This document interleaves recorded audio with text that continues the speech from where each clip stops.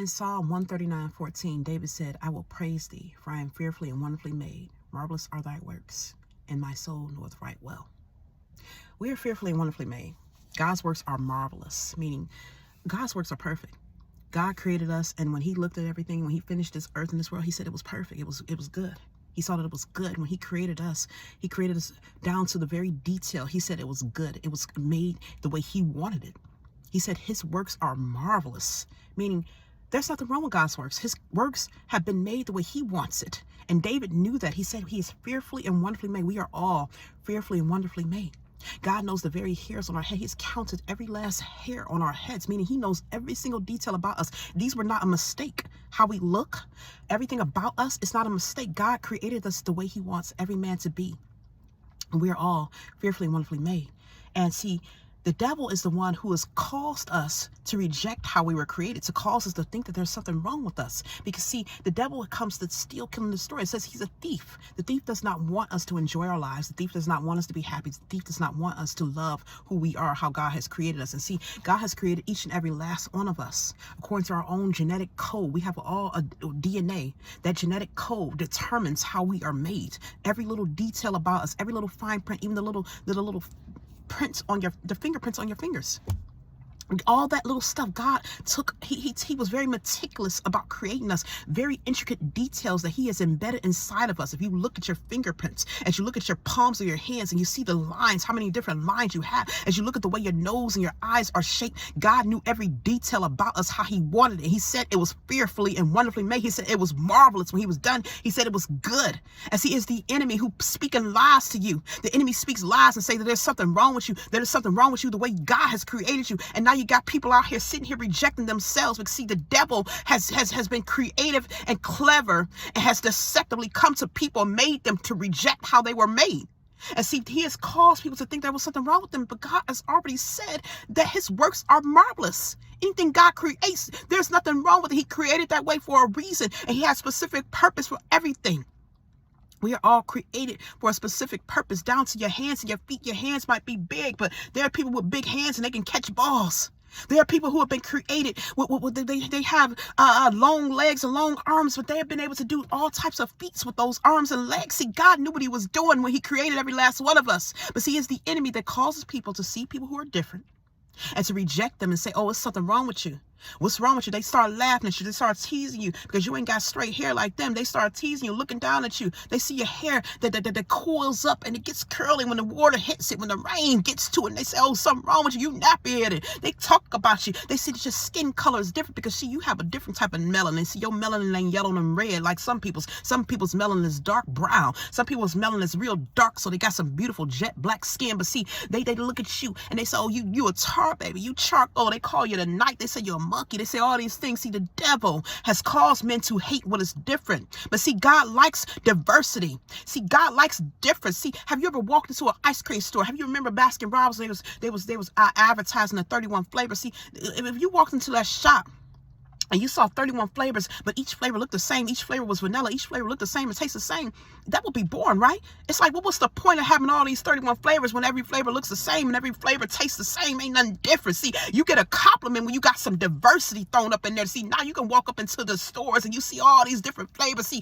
you can taste this flavor. You get one thing from this one. This flavor got some chocolate here. This flavor got a little bit of vanilla. This flavor got a little bit of strawberry. Now this flavor got some little, what they call it, some mint chocolate chip. Now you're going to add some mint in it. See, this flavor got a little bit of sprinkles. This flavor got a little bit of birthday cake. This flavor got a little bit of caramels and some Reese cups. See, you adding a little bit of Reese pieces. Now you want to throw in some gummy bears. See, this ain't nothing the same. It's all different. And see, God likes diversity. He likes it to be different. He didn't create us all to look the way. See, but see, the enemy has used men and has gotten a hold of men and used them as vessels to start saying everybody got to look the same. Oh, everybody got to be a certain weight. Everybody got to be a certain shape. Oh, everybody nose got to be a certain way. See, God created some people to have small nose. God created some people got a wide nose. Some people got small nostrils. Some people got big nostrils. Some people got small, thin lips. Some people got big lips. But see, people ain't never satisfied with what it is that they have.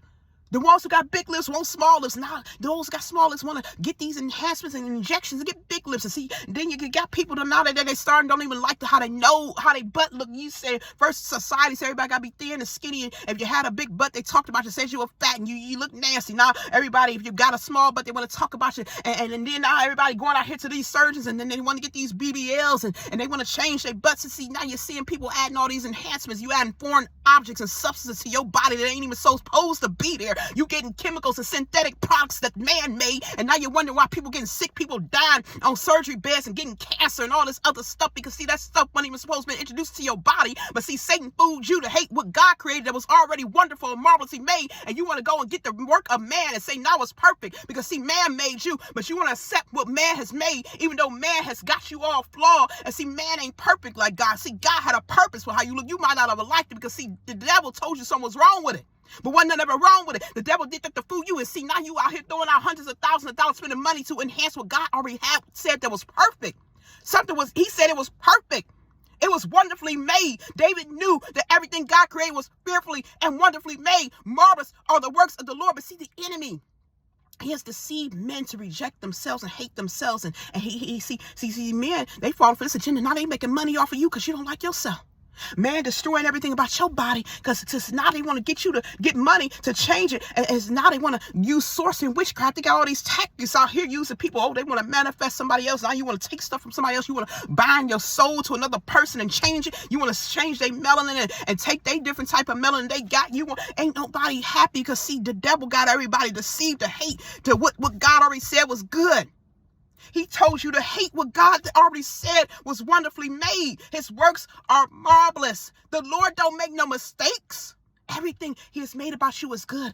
And see, sometimes some people, you got people thinking that, because they was born a certain way. Some people might not be that verse when it comes to speaking. Some people can't speak very eloquent. They're not profound. They're not linguistic. They're not good with words. They might not have a very great vocabulary. But guess what? God might have given you the ability to calculate and computate numbers. You might be really good when it comes to doing math and performing all these type of different calculations and equations. And you're really good at that. Or your brain might not be able to speak well. You might not be able to speak very well or fluently. You might not be able to do math very well, but you might be very athletic, or you might be very strong. And see, now you can be very athletic. You good at all the type of sports. You excel at every type of sports you have gotten a hold of. But some people might not have that. You might be good in the arts. You might be able to sing. You might be able to play instruments very well. See, we all have something that God has given us. But see, the enemy has told you what you got ain't good enough. Now you want what somebody else got.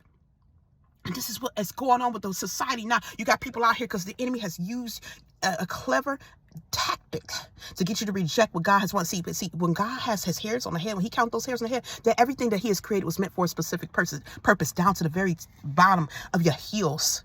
Everything. When you change and alter, if you ever thought about an architect or somebody who designs some, or a computer program, somebody who designs a program, if you change one thing and one part of that program, that can mess up the entire thing. And that's what God's saying. He got you out here destroying parts of yourself that was meant for a specific purpose. And now you take it from other people. See, this is evil. It's all demonic.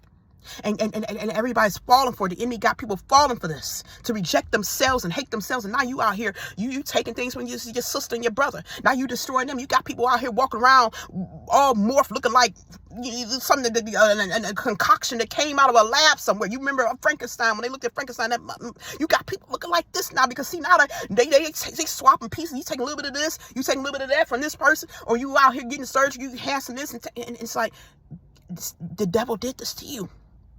And I get it. Some people were abused. Some people were mistreated so badly they were made to hate themselves. But see, God did not do that to you. God said you are fearfully and wonderfully made. The enemy used those people to come up against you. Even if you were born with a disability, everything God creates is good, okay? If you have a disability, see, first of all, some things God did not do to you. If your parents were smoking and drinking, some people are born with certain disabilities because what happened, the enemy used that to destroy you. They wanted to destroy you. The enemy used that. They had them do that to destroy you. The enemy wanted to destroy you, but that don't mean you have to stay that way. See, God allows imperfections and defects to happen. Sometimes it happens because he wants to show his glory. You remember the blind man in the Bible, the disciples said, what did his parents do to sin for him to be born that way? And see, God said, and wasn't no sin here. They didn't sin, but it was for my glory. See, God allows certain things to happen so his glory can show forth. So now he can show his healing power. Or so now he can allow you to do certain feats with his power, his strength, and his glory is shown. And it's like people are starting to reject everything about themselves. And God's letting you know that with my glory, with my strength, you can do anything. I can help you overcome through any opposition, any obstacle, any adversity. And people are rejecting themselves because the enemy has used people to come up against them to make them hate who they are. But I'm here to let you know that you are fearfully and wonderfully made because God's works are marvelous.